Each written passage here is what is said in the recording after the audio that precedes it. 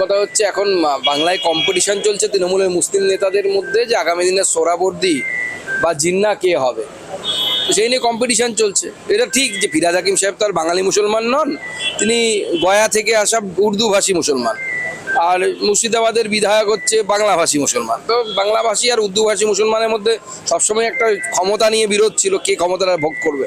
নকশাল দমন করছে ভারত সরকার, কি বলবেন পুরো ব্যাপারটা নিয়ে? না, এটা বিরাট বড় সাফল্য। আপনারা জানেন মাননীয় প্রধানমন্ত্রীও মানে আমাদের ফোর্সের জন্য, আমাদের সেনাবাহিনী মানে যারা যুক্ত ছিল তাতে সেই আধা সামরিক বাহিনী, তাদের প্রতি অভিনন্দন জানিয়েছে তাদেরকে, কারণ তাদের যে ন্যাশনাল লেভেলের জেনারেল সেক্রেটারি, সে তাকে আমাদের সেনাবাহিনী খতম করেছে, আমাদের বাহিনী খতম করেছে। এটা বিরাট বড় সাফল্য একটা। মুর্শিদাবাদে হিংসার ঘটনায় ভরতপুরের বিধায়ক বলছেন যে ভোটে 26-এর ভোটে এর প্রভাব পড়বে।